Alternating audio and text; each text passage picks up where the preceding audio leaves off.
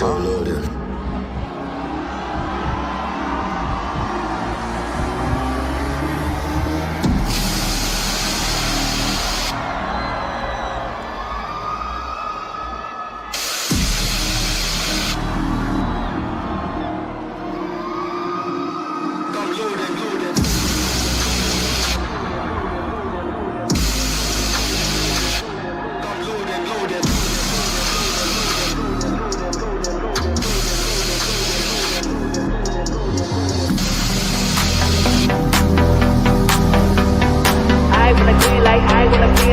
I get those goosebumps every time, yeah, 713. Through the 281, yeah, I'm riding. Why they on me? Why they on me? I'm flying, sipping low-key. I'm sipping low-key and honest, flying rider. I get those goosebumps every time. I'm around, yeah. I'm hard to make everything go fine.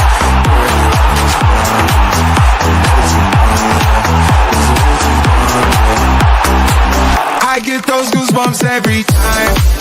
I need the high, throw that to the side. I get those goosebumps every time, yeah. When you're not around me, throw that to the side. I get those goosebumps every time. Up the mugs. Yes, sir.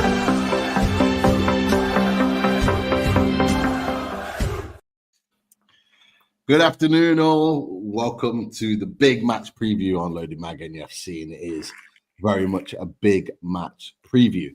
And we welcome a big game, a monstrous week for Newcastle United as we go to West Ham in search for 3 points, and the fight for Champions League football continues. And boys, we're going to get down to it with our guest who's waiting in the green room, of course, Mr. Dan Lawless.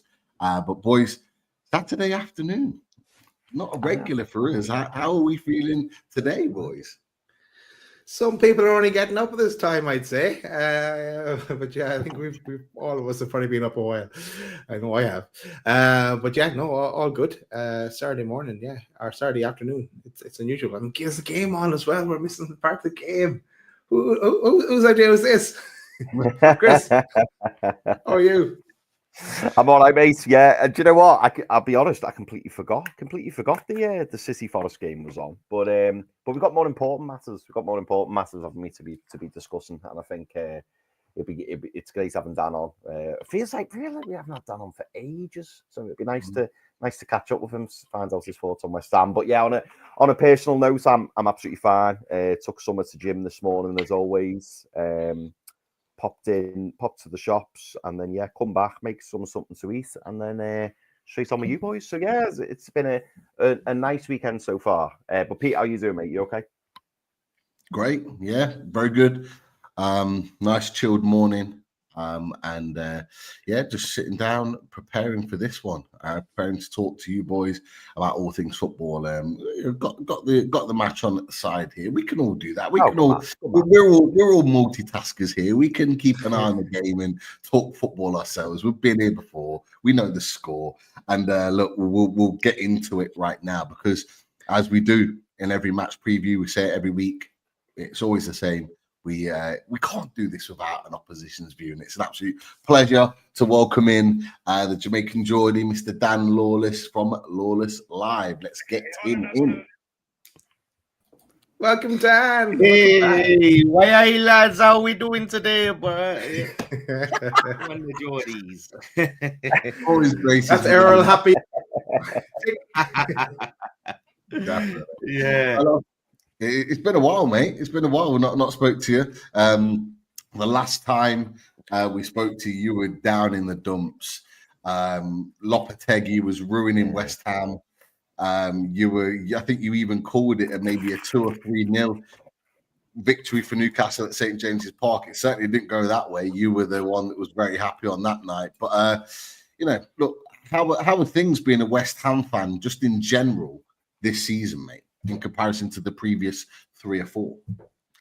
I mean, overall, it's been a horrendous season. Overall, like I said, I had no confidence going to Newcastle. Newcastle game was the rare bright spot in an otherwise just awful season of football. But there's a little shining glimmer of hope in Graham Potter, and I think a lot of fans are cautiously optimistic that we can now finally be moving to something a little bit more positive, building a new project. That the Lopetegui thing, I still don't get that appointment to this day. It was strange, and we give him 150 mil, and look what happened. But things are looking slightly up. We're not out of the woods yet, but it's all about getting ready for next season, really, and we're just trying to finish as high up the table as possible this season.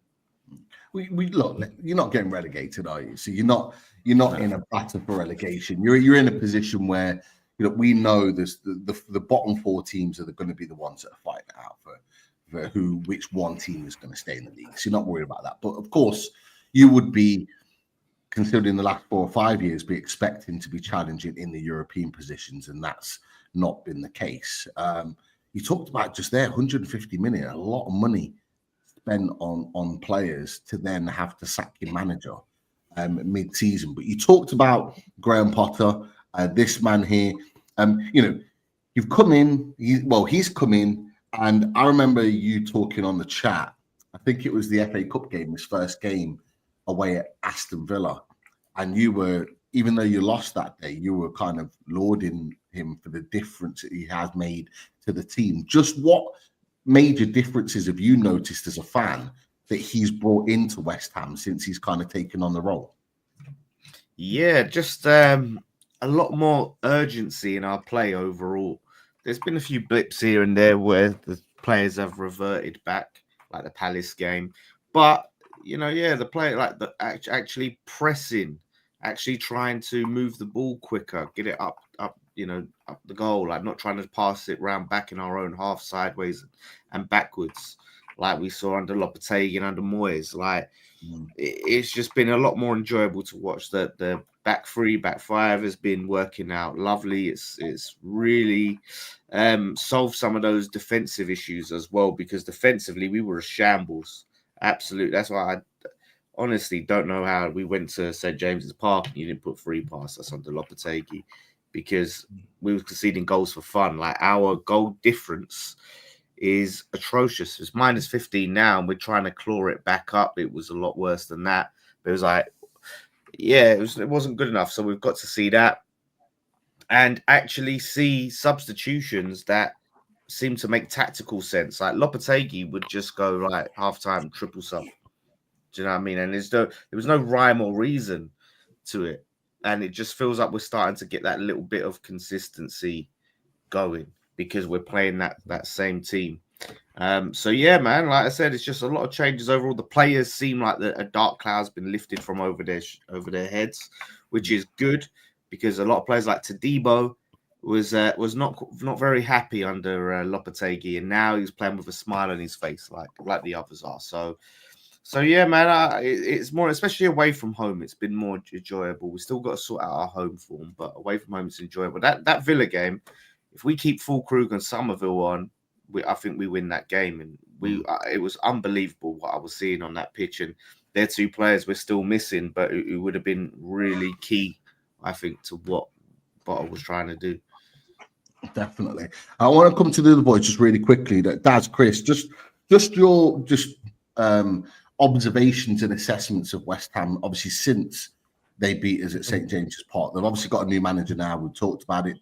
Dan's given his perspective as a fan of West Ham. What have you noticed about West Ham sort of since Potter's come in? Have you noticed the difference?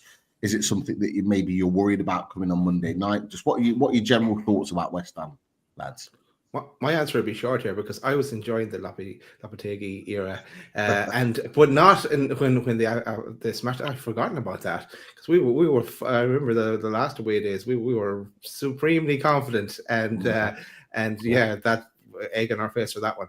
But no, I haven't really seen that much of West Ham under Potter, and I know they've been picking up results. But So it'll be interesting to see what they bring on Monday. But no, they're too big a club to be down there in towards the bottom of the league. And like you said, Dan, minus 15, but we're only on plus 8 goals ourselves, so we haven't done great in that in the goal difference department either. But no, I think it'll be a tough game, especially with the injuries we have now as well. Never easy going to West Ham, but we'll see. But Chris, you might have been watching because you're a big fan of Potter. Yeah, I know you've talked about it in the past. Yeah, no, I do rate Graham Potter. I think he's a good manager. I thought it was a really good appointment by West Ham, to be fair.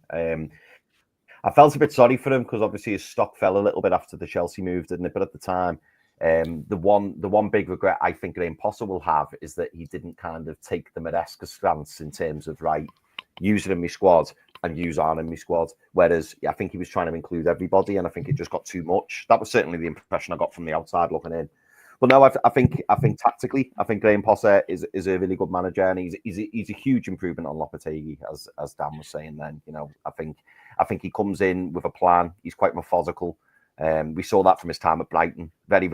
His teams are very, very organised. That's certainly the impression I get whenever I watch West Ham play. And I'll be honest, boys, I don't really know what to expect on Monday night. Obviously, I want the win, and I hope we can get the win, but I don't think it'll be easy. I look at this West Ham team and I just think, you know what, if they could add 2 or 3 more players to this team, like they could end up having a really, really good team. Like I thought getting Evan Ferguson on loan was a good move.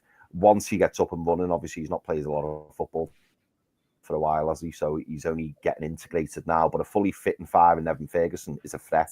Obviously Jared Bowen, Mohamed Kudus, I'm a big fan of, Paqueta. They've got some really, really good players. And I think it's probably just about freshening up a couple of areas. I think Wan-Bissaka's been great since he come in.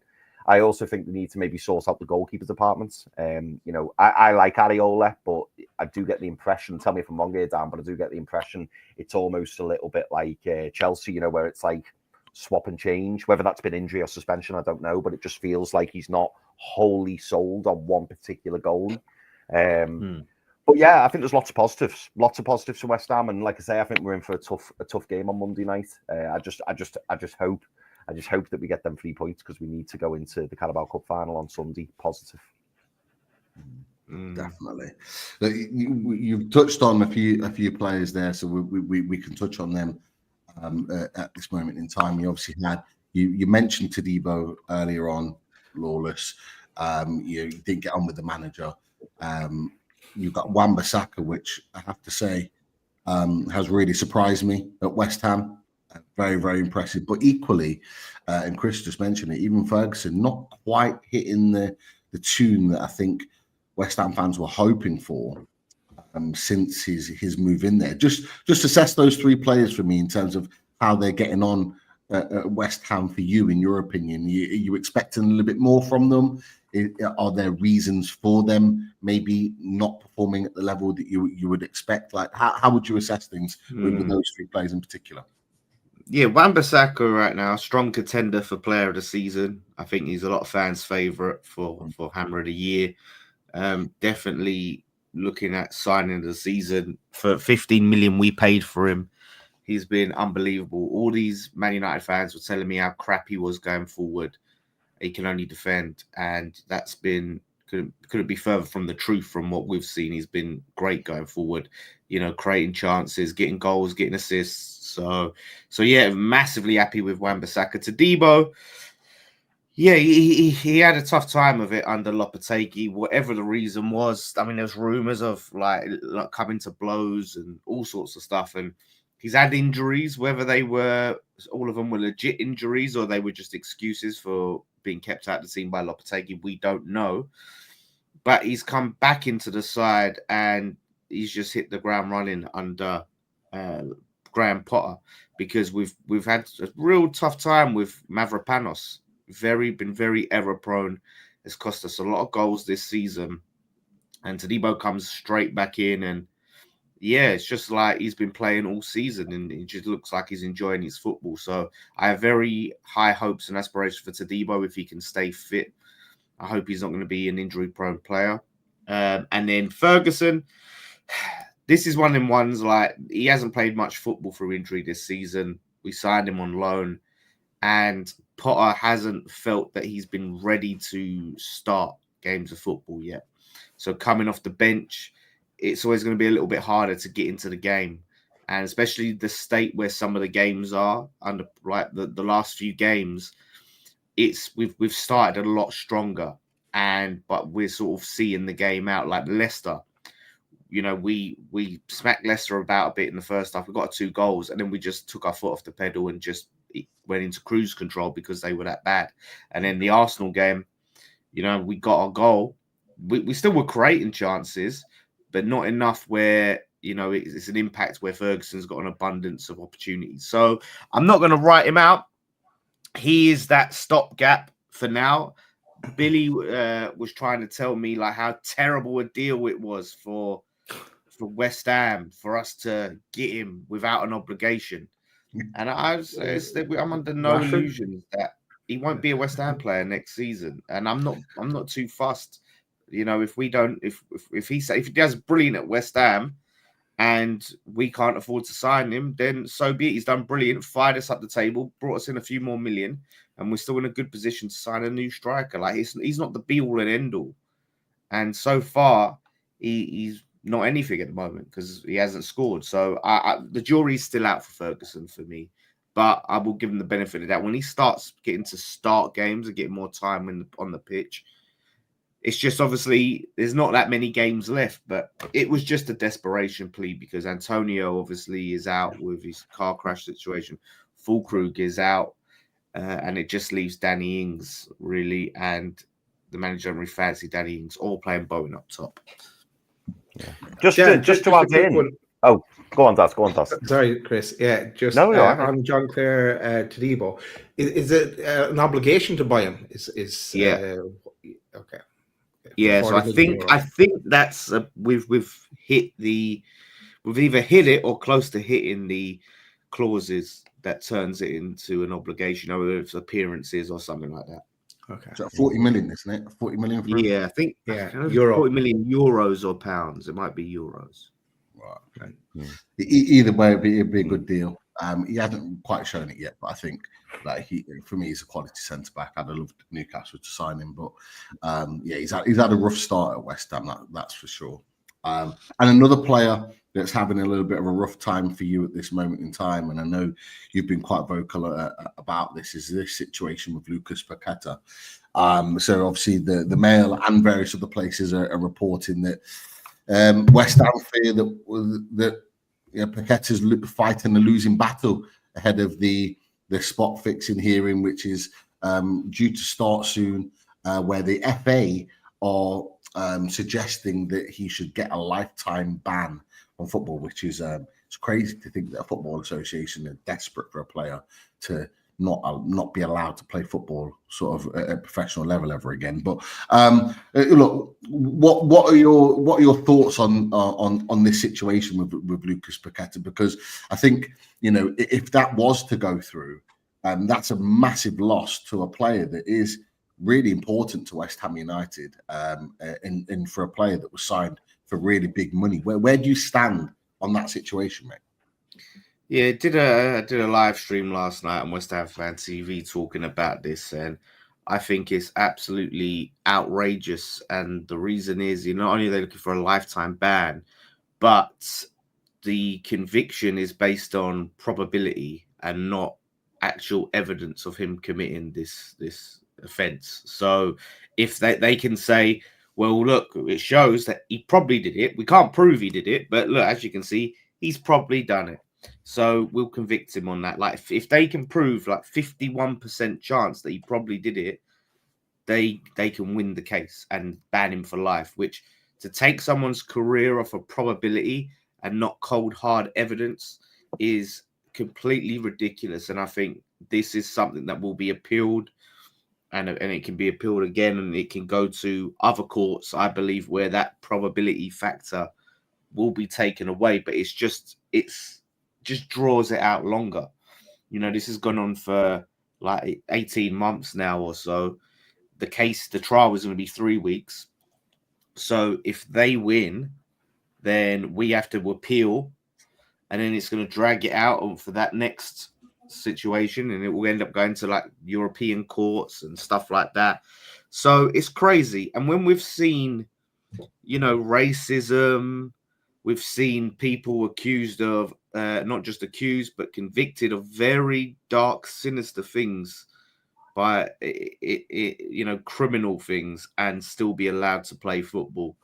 There was the player, Paula Radcliffe's club, where she stepped away from the club because her club signed this player who was convicted of nasty things and was allowed to continue playing. Jessica Ennis, Sheffield United, that is. So Sheffield United. Jessica Ennis, yeah, not Paula. Yeah. So some nasty stuff. And you have videos of Mason Greenwood doing what he did, and he's allowed to play. I know it's in a different league, but he would been allowed to play for Man United again. He's not banned from football in Premier League. He's not banned from anything. And I know again, like, they dropped the charges, but the evidence is there. That's actual evidence of someone committing a crime, right? There is no evidence. What they've got is Paqueta's uncle and someone else involved in this situation, and these yellow cards, and they're looking at it and going, "Oh wow, they look dodgy. They look like bad yellow cards." Like, so that he probably did that on purpose. And we've seen it so many times in football where someone gets a yellow card, and you're like, "That is what a stupid challenge." And one of the lads, Nicky, made a really good point on I think it was it might have been the Villa one, that one of the yellow cards, the main yellow cards they're accusing him of using to cheat, came in the 92nd minute, which you're really leaving it up to chance, because if you're planning to get a yellow card in that game, you might get an injury, you might get subbed off, and you might not get to make that yellow card. Right? And the money that was bet on these yellow cards is like a few grand, like nothing significant. Like, it's pocket change to Paqueta. Like, he could have just give it to his family members. Like, it's like $4,000, something like this. It's insignificant in the grand scheme of a footballer's wages. Why would a player risk their career on a few grand? Now, I can't say whether he's guilty or innocent, right? Again, I'm just giving my opinion.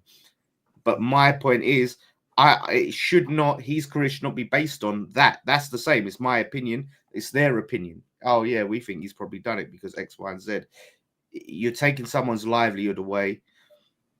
He's grown up in football. He's probably not got any other skills to go and earn a living in other trades and things like that. Then you better damn sure have cold, hard proof. So this court of probabilities is an absolute joke and disgrace. Lads, Lawless thinks it's an absolute joke. I've given my sort of brief opinions on it. Where do you stand on this thing with Lucas Paqueta? Of course, it's not related to our club, but we've had our own sort of betting issues with our player in particular, and Sandro Tonali, who thankfully has come out of that and is, he's back playing for us. Where do you sit on this situation with Lucas Paqueta, and this potential lifetime ban, which, the more you read about it, the more you think it seems like it's going to be a done deal, and that he is going to be sort of found guilty for it. Where do you sit, lads? For me, I always liked Lucas Paqueta, and I still do. I wish that back before that he had turned up at Newcastle rather than going to West Ham.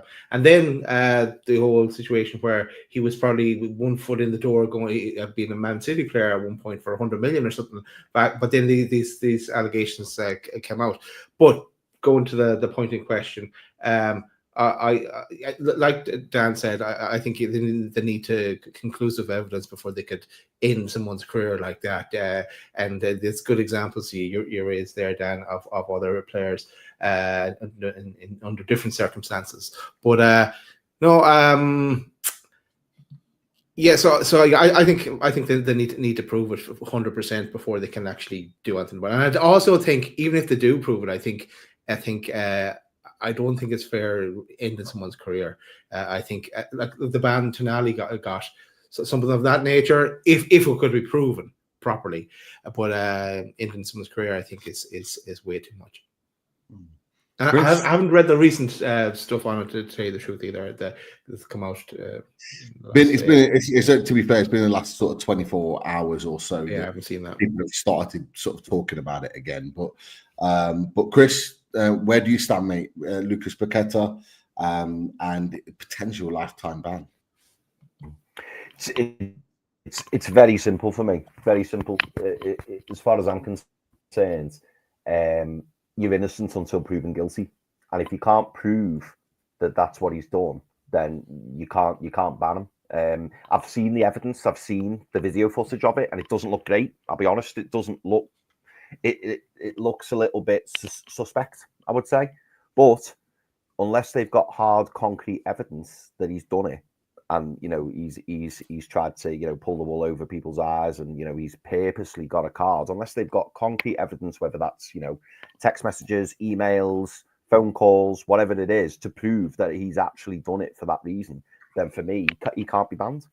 He can't be banned. And because... the other point I made on the fact that when we're looking at these and saying they look dodgy, we're looking at it through the lens and the context of this case, right? So at the time when these fouls were committed, no one said, wow, that looks dodgy, like that looks like match fixing type tackles. So it's almost like VAR, they go to the monitor and they're gonna be like convinced. They're convincing themselves now that their decision's wrong and they have to overturn it because they've been sent to the monitor. Now you're looking at it through the lens of, maybe this is a penalty and I got it wrong.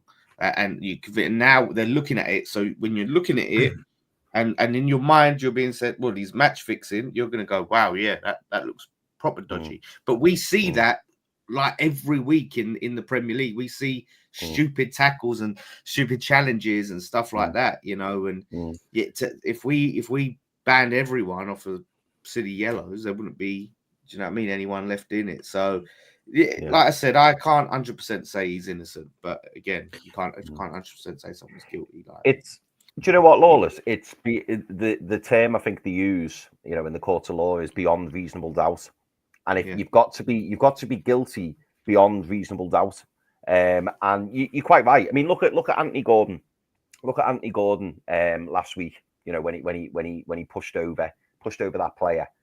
If people now said that Anthony Gordon was match fixing, they'd look back on that yellow card and go, yeah, he's definitely match fixing. Look what he's done. Yeah. There's no need for that. If his cousin put a bet on that game for him to get a yellow, you know what I mean? All of a sudden, red flag. I've got an even better example, lads. When Sandro Tonali was banned, I'm looking at it. Right, everyone went back, and I remember LB on our chat mentioning this at the time, Lawless, on the Race Europe chat. That yellow card that he got in the game, I think against Liverpool, where he kind of hovered. He hovered and then ended up going off, and then got his booking just before he went off. Everyone went back to that and was like, yeah, he's guilty. He did it. It meant nothing in comparison to what he'd actually been found guilty for. But everyone then all of a sudden starts kind of like managing each situation that a player's in, and then overthinking it and thinking, hold on, like, he's guilty. Question everything. Yeah, look at what he did there. And so the points that you're making, Lawless, are absolutely like 100% valid in that, and Chris, you've said it the same as if you cannot have that cold, hard evidence there to suggest that a player is guilty, you cannot ban them. And you know what's laughable about it all, and you've mentioned it, Lawless, about how disgraceful it is that the FA are so desperate for this. Why? Why are you so desperate to find just this to make an example? Just to make an example of someone. That's all it is. But why? Why would you do that? Why would you do that? Like, it makes no sense whatsoever to be going out of your way, because that's what it looks like to me. It looks like the FA are going out of their way to make this happen, and it doesn't make sense. So I'm with you. I think we're all. They obviously haven't got enough evidence. It's been going on for 18 months. They had the geezer's phone. They gave his phone back to him. He ended up getting a new phone because they had his phone for so long. he had to go and buy a new phone. So they gave his phone back to him. Well, I don't need this phone anymore. Oh, by the way, can we have your phone back? Well, no, I got rid of it because I have a new phone now. Oh, see, look, he's guilty. Like you couldn't find anything. Why are you giving the phone back if you haven't finished looking through everything? Like everything about it just seems like an absolute clown show. And what they're going on, we're talking about terms in court.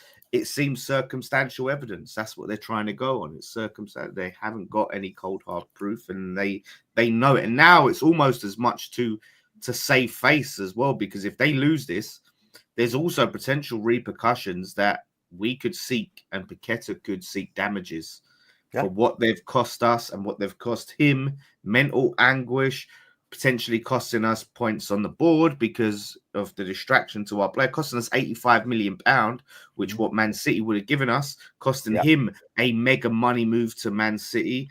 Like there's so many things that if they lose this case that we can go after them on. This is huge. They have to win. And this is why they're trying to they're stacking the odds with we'll get a probability, because then it gives us a higher chance of conviction. It's a joke. Yeah, absolutely. And look, you've just touched on it, so we can sort of segue onto that bit part. Is that there's no doubt that it would be a distraction to a player, and probably has been. And we kind of haven't seen the form that we saw maybe last season, when this was all sort of brand new information. Like he was putting really good performances in. I don't think we've seen the consistency and level of performance of Lucas Paqueta certainly this season. But I know he's been injured recently. Is he? There was rumours that he could be back fit for Monday. Is that what you expect as fans, him being back and playing on Monday night? Yeah, I'm hearing he's going to be back in the squad, which is a big boost because he's been like a different player under Graham Potter. Because he's not been at it most of the season. Graham Potter come in, and we started seeing that prime Lucas Paqueta, and we started seeing what he could do for us again. He played up top for a few games. He's played in the 10, and he's been one of our most important players under Potter. So losing him was a big blow, and so if he's back in the squad, I don't know if we'll be able to start. But it is a boost just having him in there. So I expect him to be in the squad. I don't know if he's going to start though. Definitely. Well, look, we'll have to wait and see on that. I just want to touch on Newcastle for a second, because obviously, we do a lot of talking on Newcastle, and it's been a horrible week for Newcastle United fans with the news that not only are we going to have Anthony Gordon out for 3 games, but Lewis Hall misses the rest of the season. Botman is just about to have surgery and is going to be out. Eddie Howe confirmed it'd be around 8 weeks. What have you made of Newcastle United this season? We are in the race for Champions League and European football. We're in the Carabao Cup final. But some of those injuries and misses in a key part of the season is a huge blow to Newcastle. But what, from the outside looking in, what are your perspectives on Newcastle? Yeah, like a seemingly slow start to the season, really surprisingly slow start to the season, considering you weren't in you didn't have any Europe this season, So I think there was an expectation that you'd come back stronger from the off. Do you know what I mean? But there seemed to be a bit of frustration, results not going your way early on, struggled to score goals at times. And that form's turning around. I mean, Isak's an interesting one. And, we're seeing 150 million, all these prices thrown out. And the quality of the player, listen, just pay the money if you want him. But I have concerns over his injury track record. You guys would know more than me. You see him week in, week out, so you can really know he's in. But he just seems to be, at the moment, a bit unreliable in terms of fitness at the moment. So if I was a club, which is good for you because you want to keep him, you don't want to sell him. But if I was a Liverpool or someone like that trying to pay 150 million, I'd maybe think twice just because of that injuries. And that's probably one of the reasons why that you've struggled a bit this season is with those goals, if you haven't been able to rely on him. Gordon, the rat, as the Everton fans call him, the rat. Man, he's done good. You know what I mean, Pete? I was like, I don't know, Pete. it might come back to bite him. But yeah, he's been quality. So the players, like, you know, and I'm glad he's missing. I'm glad he's missing for this game. But yeah, like the players have started to step up, and you're starting to see the players shine. Like Tonali's looking good, like you said, Botman. You know, so it's been much more impressive, and the fact that you could potentially be ending like what a 60-70 year trophy drought as well. I hope for you guys that you do it, because you know, it's special. You know, people will say, oh, it's the League Cup, but you listen, when you're in Newcastle with tens and tens of thousands of other fans, maybe 100,000 fans in Newcastle celebrating, you won't care what trophy it is. You will love it. So that's going to be huge. Obviously, missing Gordon for the final. He's out for the final, isn't it? Yeah. As well, you know, Dan, it doesn't matter what trophy it is. As well, you know. Exactly. That's what I'm saying. So, you know, I hope, hopefully for you guys, that you win it, because yeah, it'll be huge, man. It'll be absolutely huge. So, and yeah, Eddie Howe, I see, get some criticism. It's just for the nature of football fans, and you go for a rough patch. Oh, have we got the right manager? Do we need to get the sexy, you know, manager in, the foreign manager and all of that, the fancy name? But Eddie Howe, man, he's done an incredible job. I don't think he gets enough credit at times for overall what he's done, especially with the restrictions, spending restrictions and things like that. It's not like you haven't spent anything, and like I said, you bought some quality players, but it's not down to Eddie Howe why you're not challenging for the league, which was people were saying that you was going to do when you got these new owners in. It's the restrictions. Now, I'm going to be interested to see next summer with Man City winning that case, the ripple effect it has, and if that has any impact in how you go do business. Yeah, definitely. I think they are speaking to Kieran Maguire, who was on our channel a few weeks back. He mentioned that they would imagine that the second APT case would likely to be concluded, but either by the end of the season or early part of the summer. So you're right in saying that. It'd be really interesting to see how Newcastle maneuver with all of that. But look, we're sitting in sixth place at the moment. Whether we're there by Monday is a different question. The game that's going on at the moment, which Tom Dixon is keeping us abreast of all, it's Forest 0, City 0. You know, has implications for us, not necessarily in our position, but the fight for Champions League. Do you think, with us in the race with the likes of Forest, Man City, Chelsea, there's a couple of teams behind us in Brighton and Villa, do you think Newcastle United can get Champions League football this season, in your opinion? Yeah, it's possible. They, you know, like I said, they have said that fifth could potentially be a Champions League spot this season. I'm not sure what the requirements are if an English team have to like either win a European trophy or have to get to a final, or I don't know what the criteria is to make that fifth spot a Champions League spot. But it's tight, and yeah, Newcastle can definitely do it. It's going to be about keeping your key players fit. Are you also in the? You're in the. No, you went out to the FA Cup to Brighton, didn't you? Yeah. So you're at the FA Cup. So it's just once this Carabao Cup final's done, win or lose, it's just that league you're focusing on. So Man City, obviously, no, Man City and in the Champions League. They're in the FA Cup. Chelsea are in the Conference League. So yeah, I think there's a good chance you can get it. There's a good chance you can get it. It's anyone's that game at the moment. I trust Newcastle more than I trust Chelsea. I put it that way. So if I had to put my money on anyone, Newcastle or Chelsea getting that fifth spot at least, which could be a Champions League spot, I would put it on Newcastle. Man City, I would think they're going to get top four. I would say they're going to get top four, and then it's just if Forest can actually maintain it or they end up bottling it. That's the question mark. But boys, like Dad, Chris, are we looking at Man City? You know, Lawless just mentioned about Man City, you know, expecting them to get top four. You know, in this race for Europe, in particular Champions League, are you actually looking at Man City as a rival, or are you kind of just expecting that they're up there, they're going to get it, and keeping more of an eye on the likes of Forest, the likes of Chelsea, Brighton, Villa? Like, where are you sitting with that? Because I know where I sit with it, but like, I don't know if it's something that we've touched on or really talked in much detail before about it.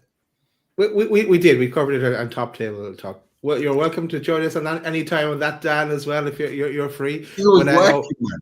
I know. And listen, we're not at the top of the table. How can I join you on Top Table Talk? We're in the bottom of the table. It doesn't stop Dan United. Yeah, he gets on. Spurs are on it. He makes it on. They're shameless. Yeah, we all know that Man City are going to kick on, and you wouldn't be surprised in the game that's going on at the moment as well. But we'll see how that plays out. But no, it's between Forest, Chelsea, ourselves, Bournemouth, Brighton. I don't even think Villa. I think Villa will implode a bit as well. But so yeah, that's what I think it is. But for us, as we said, it's the injuries is the big worry now, and like. After the League Cup final, it'll be a straight run of 10 games left. I'm going to come back on one point you made, though, Dan. You said about Isak and the injury worries, but he's kind of playing our only striker this season. He hasn't had Wilson to bail him out or that we could take him off after 70 minutes. He's just had to play through everything. He did go a bit of an injury at the start of the season. Or towards the middle of the season, but he's been pretty good, I think, actually, injury-wise. And the other thing you were saying is, we had a slow start to the season. We were winning games, then we went on a really downward turn, and then we went on that run of 9-10 games unbeaten, and we just it's been one of those stop-start kind of a season. But every club that are in around us are all in the same kind of position, where it's been a bit of a roller coaster. But yeah, that's just my thoughts. Chris, your thoughts on it? Yeah. Go on. Oh, sorry, Pete. Go on, mate. Go on. No. It's the same question, really. It's about who do you see in that race with us? Because I'll throw it out there. I think with a win on Monday for West Ham, I think you're 11 points behind, or might even be less than that with a win. With regards to Newcastle, like, could West Ham be in the race? Not necessarily Champions League, but Europe. We'd be on 36. If we won Monday, we'd be 8 points behind Newcastle. That's mad. That is crazy. That's why this league is absolutely wild this season. Is that everyone's put West Ham out of it. But now, with a win, you could be right in the race, not necessarily for Champions League, but for Europe. Which never was the conversation. But Chris, who do you see in that race? Well, okay, let's widen it slightly, because we said Champions League initially. Who do you see in that race for Europe? And do you see West Ham as potentially being part of it under this kind of resurgence under Potter? With the context that 8th could get Conference League, by the way. Let's put that.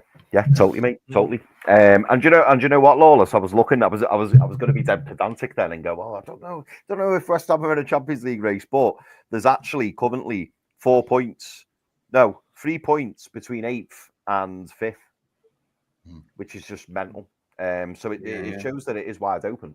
I think for me, and I said, you'll remember I said this on Top Table Talk, Pete. And when I say this next part, you'll remember. I think you came to me first on Top Table Talk and asked, about I don't know whether it was top 4, top 5, and Wolfie was absolutely fuming at the fact that I said, well, the top 3 places are done, and I didn't mention Nottingham Forest in that top 3. For me, it's Liverpool, Arsenal, City. Liverpool, Arsenal, City are going to be the top 3 for me. I don't see past that. I think there's still, even after today, there's still 10 games. There's still 10 games for City to play, and 30 points up for grabs. I just think City will finish top of that pile of clubs, and that's why they will end up finishing third.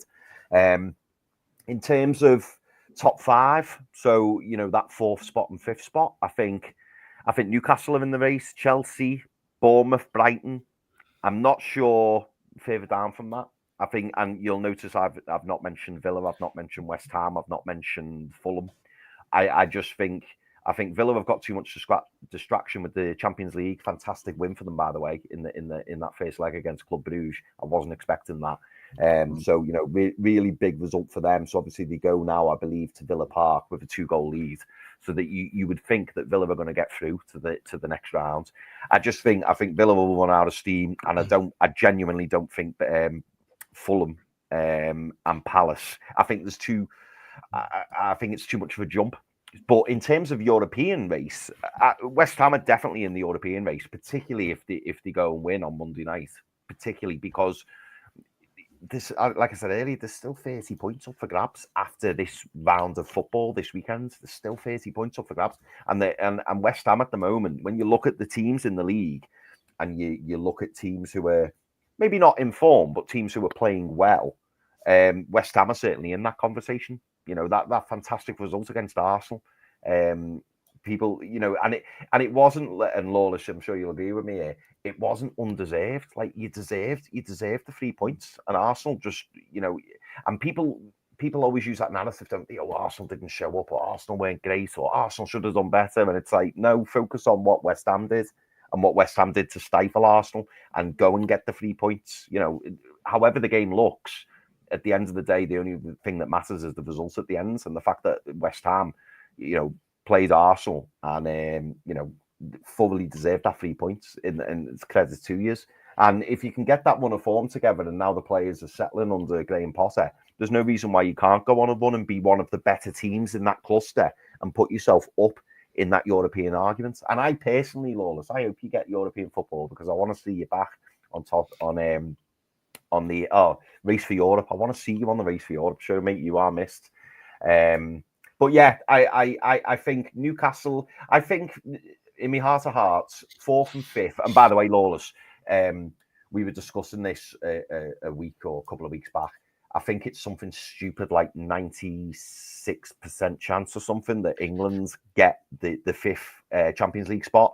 And now that, you know, Liverpool Jamily, you know, looking like they're going to be going through to the next round. Villa are going through to the next round. Arsenal are definitely going through to the next round. I think that percent could even rise. It could even be 98, 99% now. So I think England will be getting the top 5. And I think 4th and 5th spot will be fought out between Chelsea, Newcastle, Bournemouth and Forest.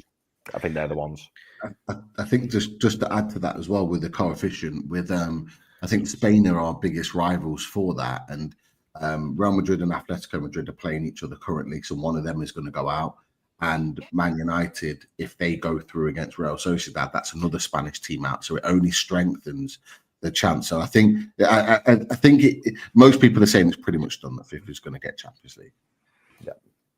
Just another point. I just I was reading it there as we're talking about. But so let's say okay. The coefficient goes the way of the Premier League. We get the top 5 places. If Villa, stay with me for a second. If Villa were to win the Champions League, that would be 6 teams going in from the Premier League. But if Spurs or Man United were to win the Europa League, that would be 7 because they'd qualify for the Champions League as well. So that could be 7 teams in the Premier League, the Champions League.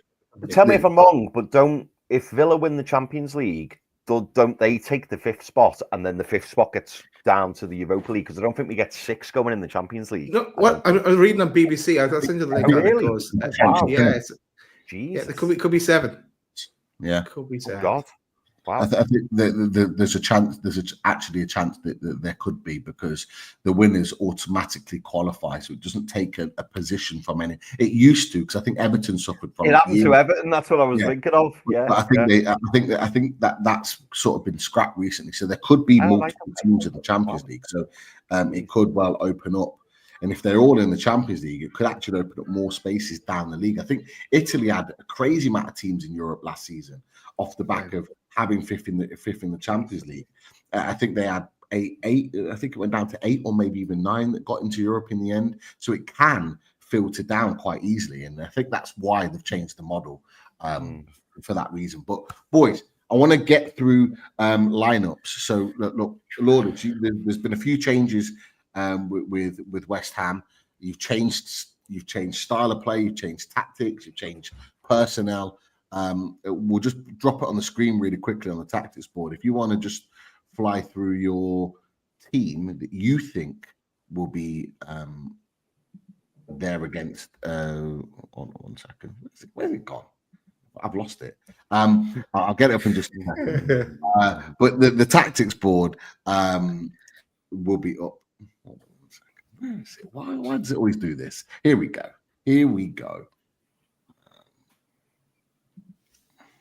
There we go. Hey. Just need to change the team. So where are they? West Ham United are somewhere down here. There we go. And we'll change the Newcastle United team as well.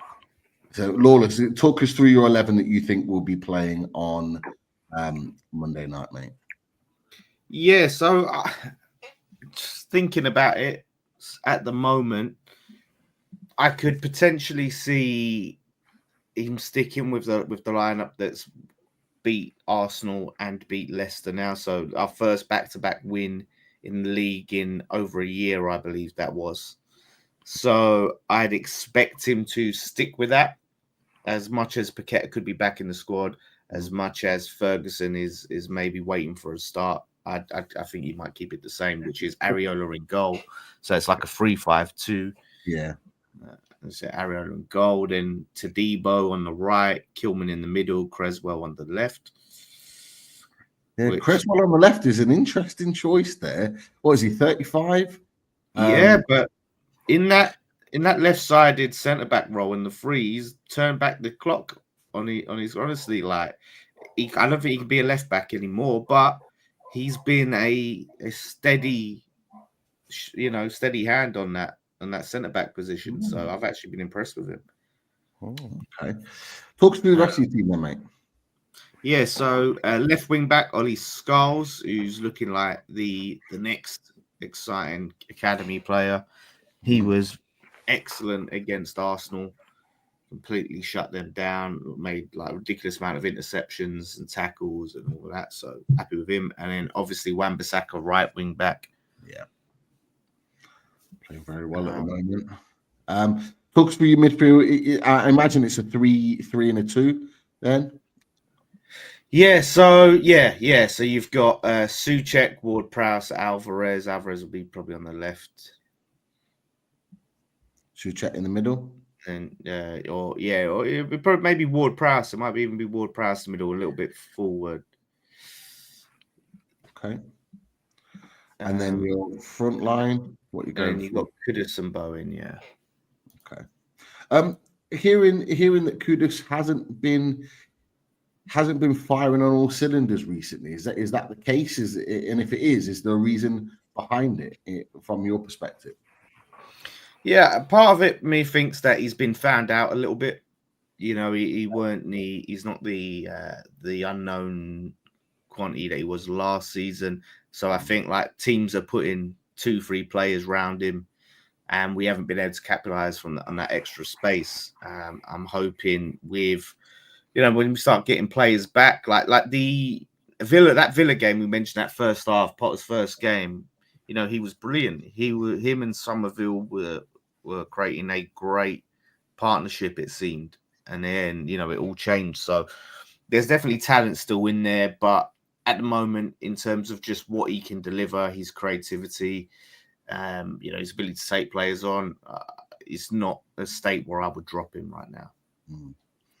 Definitely. But, it's interesting to hear. Spoke to a couple of West Ham fans that had mentioned that, but obviously Jared Bowen has been leading the line. He's your main man at the moment. Boys, Newcastle team. It'd be interesting to see this actually.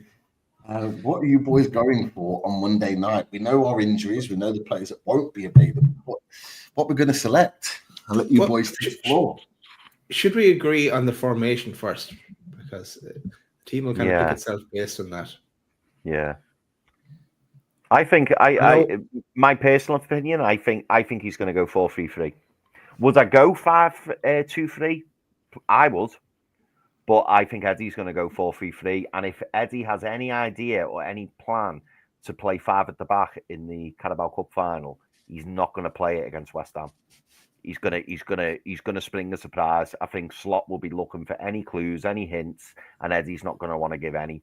So for me, I think this team will look a lot different to the team that we see at Wembley next Sunday. That's just my opinion. What are you thinking, Naz? Yeah, no, I think at the end of the show the other night, I think we were talking about 5 at the back and playing like getting ourselves even a match familiarity with it.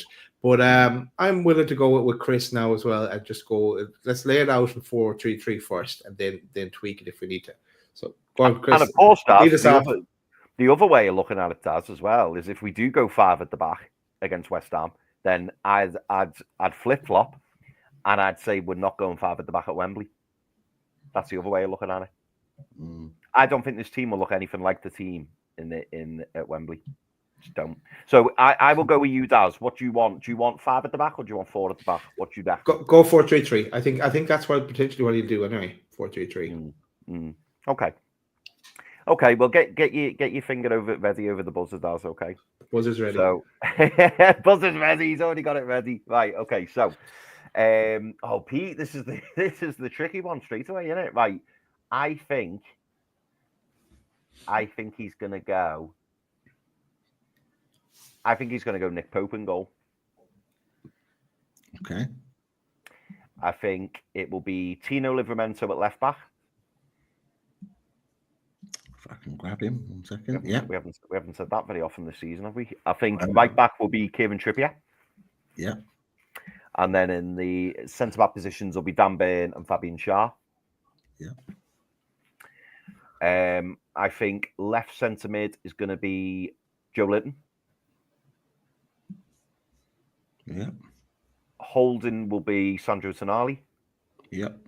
And right side of midfield will be, or right side of centre midfield will be Bruno. Yeah. Okay. I think it will be Jacob Murphy on the right. Yeah. Harvey Barnes on the left.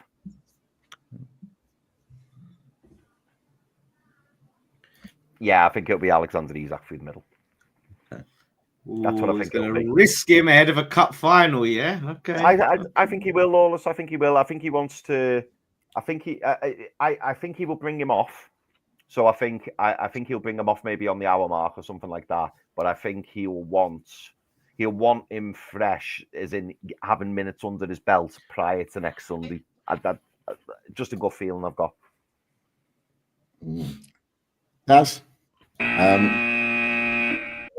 oh, okay. Here we go. Talk to us, Dazlan. You're about 75% there, Chris. I think. I think Dubs goes in goal. I think Dubs is going to be our number 1 again, and it'll be his to lose. It's his to lose going into the cup final. Then, if he has a disaster, he may well be out of the cup final. So I would give it to Dubs. Backline, I'm going to go with the same, Chris. I know Kraft is an option, but I'd stick with what we have there. The middle of the park, I'd stick with what we have there as well. Barnes, I'm having Barnes in both the cup final and the West Ham game as an impact player, coming off the bench when everyone else is a bit tired. He'll nip in and get a goal. And he did that. If you remember, when we were in St James's Park, that's what he did as well. He got us a few goals there against West Ham. So I'm putting in Joe Willock in there. And then we have Joe Linton and Willock then to interchange, and that has worked so well for us in the past. I just hope it works for us again. But I too am risking the Isak because we have no choice. And I know Wilson has a great track record against West Ham, but I'd look to take Isak off at some point toward not long after the 60-minute mark, if it was at all possible, just to make sure that he's there for us in the final. And then give Wilson a run out, because we may need him at some point in the final as well. Interesting. Very interesting. Yeah. Okay, a couple of big changes there. What about you, Pete? Okay. This is potentially for 3 different teams. Lawless isn't going to have a clue. Lawless, you can tell we're struggling to pick the team, so God knows what he's going to pick. Tough. Someone made a good point about Joe Linton being 1 yellow card away from missing the final. No, he doesn't miss the final. He doesn't miss the final. He'll miss 2 league games, so he'll end up missing Brentford and Leicester, because it's only a straight red that costs you. This is the reason why Gordon is missing the final, because he got a straight red. if it was like 2 yellow cards, he wouldn't have missed the final. He'd just missed the West Ham game. So, yeah, he'll miss 2 games, but it'll be the 2 league games, not the cup final. So he isn't. Obviously, if he gets a straight red, then that's different. But yeah, that's kind of where we are with him. But for me, I'm not. This isn't my team for Monday. I've got to be honest. Peace.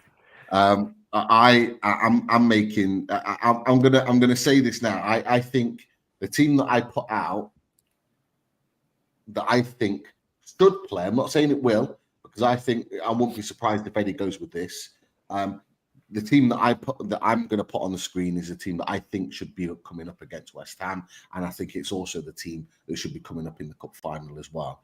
Maybe 1 or 2 players changed, but this is what I think should happen. So, and do you think, Pete? A couple of questions, and I know you'll probably answer them. So sorry if I'm just interrupting, but do you think he plays exactly the same tactics on Monday night as he does on Sunday night? And also, do you think whoever you're selecting in goal is going to be the same goalie for the cup final? Yeah, this is my team. Okay, this is my team. This is my team for Monday. This is my team for the cup final. Okay. And someone put it in the chat. I just looked a second ago whilst you guys were talking, and Eddie Howe in his press conference, and I listened to it again this morning, did mention that he was under the impression that his team Monday would be pretty similar, if not the same, to the team playing in the cup final. Now, Eddie Howe might be doing an Eddie Howe way, not necessarily saying everything, but he did seem pretty genuine within that. And I actually think it would be the right thing to do. I know some people are saying, "Oh, don't give too much away," but what is there to give away? Slot's a fantastic manager; he'll be able to put a system together for whatever we play. But I actually think a 5-3-2 would be best suited in isolation. Let's talk about this game, because you're looking at West Ham's team, and West Ham have set up like this for quite a while in the last few games. So for me, setting up like for like against West Ham at West Ham, I think is the best solution to be able to combat West Ham and narrow the spaces. These 2 players like to play with a lot of space to run into. So playing with 3 at the back narrows that channel of being able to run into the spots. You know that these 2 boys can tuck in, so it makes it very difficult for these guys to get through and break the lines. And that would ideally slow down a lot of West Ham's attacks. This then allows us to potentially catch West Ham on the break, and it is going to be tit for tat, because West Ham are going to try and do what Newcastle United are going to do. It's going to be what we said against Forest is going to be very similar to West Ham, because there's a very similar style. It's going to be a case of you have the ball, no, you have the ball, no, you have the ball, because the other team that's not on the ball is the one that's going to be wanting to counter attack, and it'll be the case if you've got Bowen, you've got Kudus, they've got electric pace getting forward, you've got Souček coming in late, winning headers, but you've also got Barnes. And look, I'm not against having Willock here, or having Willock here and having Joelinton there. I'm not against any of that. But Harvey Barnes, like lots of people are saying, he needs to be given opportunity, he needs minutes. He hasn't played a lot of football since come back from injury. I've said to you boys, I'm not convinced he should start, but if he does, this is his opportunity, because we know he can break the lines against West Ham. We were there last season when he did it. And we know that Isak's got electric pace. We know that Joelinton likes to get forward and add to the attack. We know we've got pace down the wings, and we know we've got creativity here. And I just think there's enough there to cause problems for a defence and a team that actually concedes a lot of chances. If you look at the amount of chances that West Ham have conceded, whether they've won, lost or drew, they do concede. And Lawless, correct me if I'm wrong, you do concede a lot of chances still in games, and I think that's when Newcastle could exploit. And I think it would be exactly the same for when we set up against Liverpool, is blocking out the spaces, having 2 men here blocking off Salah, Diaz or Gakpo in the same positions here, blocking out those spaces where they're going to be floating players forward and seeing what we can do on the counter. So that's kind of where I am with that. I'm as a stress. I'm not saying that Eddie Howe was going to do that, but if it was me, That would be how I'd be looking to set up in this game and the game for the cup final. But that's just kind of my opinion. Big question here for you, Pete, and from the chatters, because it comes from to DB and UFC. Asks, do you think he'll risk all our centre backs in one game? And William also asked the same question. Yeah, look, for me, I would, because look, if we were to lose one of those three, Kraft, Shaw, and Byrne, then we can revert back to the 4-3-3, and we know we can play that formation anyway. So there's room to manoeuvre there. But look, this is an isolation of 2 games.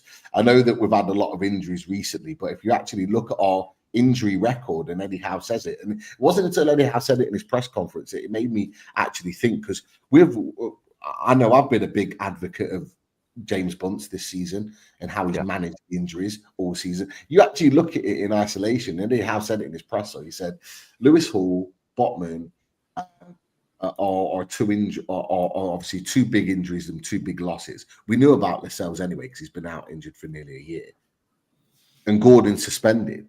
So they're the only really 2 big misses that we have. So the injury record isn't that bad. So I actually think these 3 centre backs can get through the next 2 games, and then we've got the international break to have a bit of a rest and recoup, and then maybe against Brentford we look at we go back to maybe 4 at the back at St James's Park, and we do attack the game a little bit differently. But I'm just thinking in isolation to Monday, and then on top of that to the cup final. That's what I would do. But Eddie Howe may well do something different. That's how I would set up personally for these 2 games. Sorry, Newcastle United just tweeted out Isak's goal where the ball gets lifted over Fabianski. That one. Yeah, we remember. I think we all remember that one. The 5-1 a couple of years ago. How will we look for something like that again? That's for sure. Boys and Lawless, any other thoughts before we take the tactics board away and come to predictions? No, just on the chance we are conceding less chances with the 5 at the back. The 4 when Potter started playing the 4, because I guess he felt like he needed to do it at home, especially with Mavropanos in. We were all over the place because he leaves so much gaps behind because he likes to go off on a run somewhere. Arsenal, they hardly had any chances because we limited them in their chances. We had the high XG. They had to take shots from outside the box because they just couldn't find the space. So I'm hoping that we can do that here and really just at the back not leave much space for Newcastle. I think that's key. Definitely. So, boys, I think if we, like I say, but initially the 4-3-3 that you boys put on the screen is probably the most likely to happen. But this is just my alternative that happens. I like it, mate. I like it. I think it's a good team. What it comes up with in the game to come, and there might be 1 or 2 questions. I think maybe 1 or 2 that were aimed at Lawless. If we want to go through a couple before we come to predictions, guys.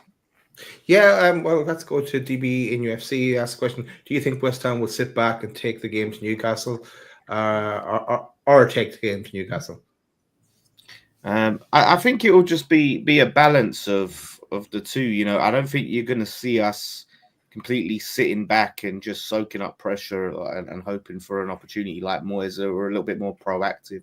So as much as we're not going to be playing a high line, you'll likely see us pressing a bit high up the pitch and trying to win the ball and attack. So, yeah, there'll be a mixture, I think, of the defensive, but also having to be a bit more proactive. Good on here from Tom, and I guess striker would be top of the list. But he asked, who do you think you'll buy in the summer, and who do you think you'll offload? Yeah, buy. It's hard to say who we're going to buy. We're linked with Forest have scored. Big goal. That's a big goal for Forest. Wow. So that could cement them in their top 4 hopes for sure. Huge win, Paul. But, Huge win. but yeah, like yes. Mm. Look at that. Gibbs White with the assist, I believe. So shout out to them, and that's also how they're going to win it. But yeah, for us, offload. We've got a load of players out of contract. Danny Ings out of contract. Antonio out of contract. Creswell out of contract. Souček could go to Everton. I think Moyes does really like him. Does want him. It's going to take a bit of a fee. But yeah, I can't say we are trying to get Jonathan David, but that's going to be a hard deal to do. Angel Gomez, another So one. are we. So are we. You don't need him. What do you want about? You got Isak. That Don't be Wilson's greedy. going. We want him and Wilson next season. Strength and depth. What you want him and Will? You wait. So Isak going, and then your forwards going to be No. No. Wilson going. Wilson's got his contract is out in summer. Wilson, he's gone. We want David in for him. So You want David just to be a bench player, right? That's what you Maybe. want. Nah. Maybe we could have David and you could have Wilson. Yeah. How about maybe you know what? Maybe you can have David. We can have Isak, and you can keep Wilson. Or maybe you can sell Isak. We can buy David, and you can get Danny Ings on a free. Danny Ings from Wilson and Ings as a strike partnership. Wow. Deadly. Oh, Title deadly. winning. yeah, deadly is the right word. Deadly for who? Newcastle. Deadly Physios. a Y off the end, and you're in. Yeah. So, but yeah, man, it's gonna be. I'd say that I think all the players are on a free. Antonio, they may give him like a little sympathy contract. I don't know, but I think a lot of them freebies are gonna go. And I can't say we're gonna bring in. But Sufau is another one. He's on his contract's gonna be over. He'll be gone. But yeah, it'd be interesting to see if Everton come in with any serious money for Souček. Tom has his eye on Jared Bowen by the looks of it. I don't think the Danny Dyers of this world would be too happy to see him going, but he wants to know how much you'd sell him for. I was trying to think about it, and what I'd sell him for isn't necessarily what he's worth. I would look at it at closer to the 100 million range, just because of what he represents for our club at the moment, as our captain and as that player that understands the club. You know, if you lose a player like that, you lose quite a lot in the team, because we're going to lose Aaron Creswell, who's been at the club for 10 years. Do you know what I mean? Who understands West Ham and what we're about. So you stop losing those key links to the club, you lose a bit of that identity. So I think it's really important to keep Bowen, and hopefully, like Ollie Scholes comes up and comes through, he's come through our academy even, and he can be that next player. But to give up someone like that, for me, it would be 100 million, because we're losing not just a good player on the pitch, we're losing what he means for the fans and what he means behind the scenes. But how much is he yours? How much was that? How much is he though? How much do Is you he reckon what? you'd sell him for? Oh, what West Ham would sell him for? I think it would be closer to that price, because I don't, because of that. I think they would try to do their best to hold on to him, maybe at 80 mil or something like. There's because he's someone that he loves the club. He loves being captain. It's one of the best achievements he's had. So he's not going to be a player that pushes to leave. You know, he's going to be a player that is, look, if you want to sell me, you know, he might even push to stay. It depends on the club. If like flipping Liverpool came knocking, you know, that's going to tempt anyone. But he's not going to force our hand, which is really key and gives us a stronger negotiating power. And he's got like 7-year deal he just recently signed. So we've got a very strong hand in it. He's going nowhere. He's definitely going nowhere. He's going to stay at West Ham. Shout out to Les Dawson tuning in from Perth, Australia. Nice one, Les. Nice time for you there as well for tuning into this show. And Tom, another one from Tom Dixon, who's 1 week away from a loaded mag NUFC tattoo when Newcastle will lift that League Cup trophy. But he asked, Lawless, where do you think West Ham will finish in the league? That's a tough one, because it's so tight. Like as Pete said earlier, like the number of points from, you know, from Everton in 16th all the way up to like where Newcastle are, it's like 12 points from 16th to 6th. Like, so for us, and there's like, you know, West Ham, Man United, and Spurs, we're all on the same points, 1 point ahead of Everton. So it's so hard to predict. But I'm gonna say 12. I don't think we are gonna get that big run. I just still think that this isn't Potter's team. There's still a lot of work needs to be done. So for us to really hit the ground running, if we beat Newcastle and that's 3 games on the spin, I'm gonna start to maybe believe we could get a top 10 finish. But yeah, I'm gonna say like 12. No, that's fair enough. That's it for the questions, Pete. Boys, let's get into the predictions. So I'm gonna predict a goal fest. Both defenses are, conceding goals still to a point. Albeit West Ham's is sort of been decent recently, but I'm going to go 3-2 Newcastle win. I just think there's going to be goals in it. I just think it's going to be one of those Monday nights. It's just a bit wild. But I'm just hoping that Isaac is the beneficiary of that. So 3-2 for me. We'll go Chris, Lawless, and Daz. So Chris, what are you thinking, mate? Like you, mate, I think there'll be goals. And as long as one of them's from Alexander Isak, I will be happy. I'm going to go for a Desmond. I'm going to say 2-2. Desmond 2-2. No, not bad. Not bad. Lawless, the opposition, what are you thinking? It's a tough one. Like, a big part of me wants to say it is going to be a draw. But do you know what? Is it too much to ask for 3 wins in a row after waiting a year for 2? You know what? With one eye on the cup final on the weekend, a few key players missing, such as the Rat Anthony Gordon. I'm gonna back the boys and say 2-1 West Ham. I think Bowen's definitely going to get a goal, and we could see. Do you know what? I'm going to pray that we finally see the Ward-Prowse free kick, because this guy, who's probably one of the best free kick takers in the league, hasn't scored a single one for West Ham since we signed him. He's 1 free kick away from equaling Beckham's record.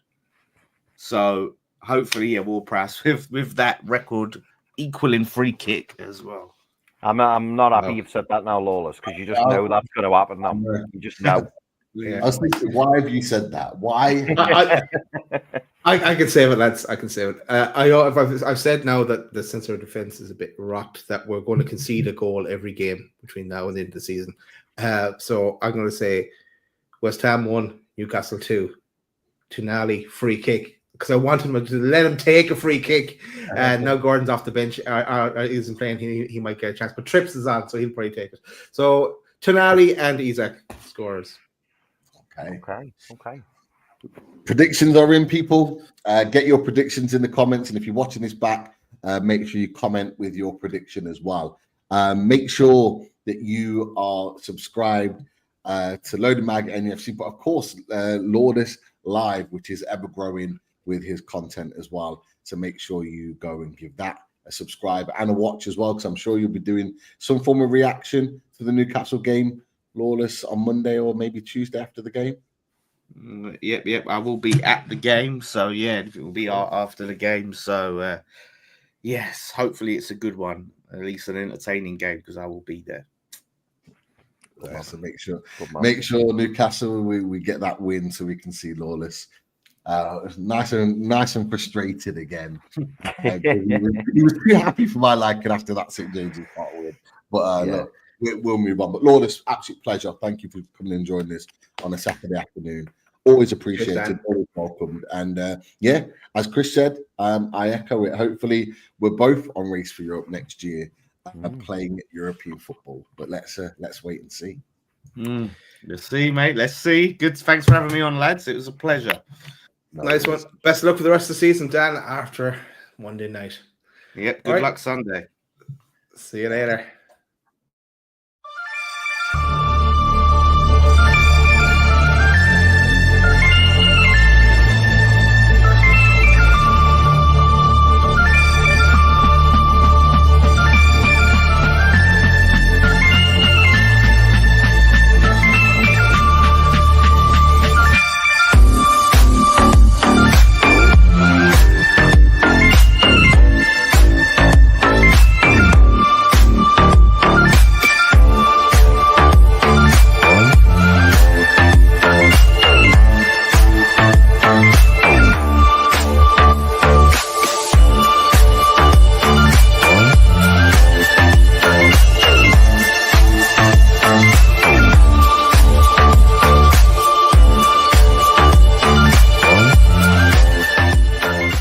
sir.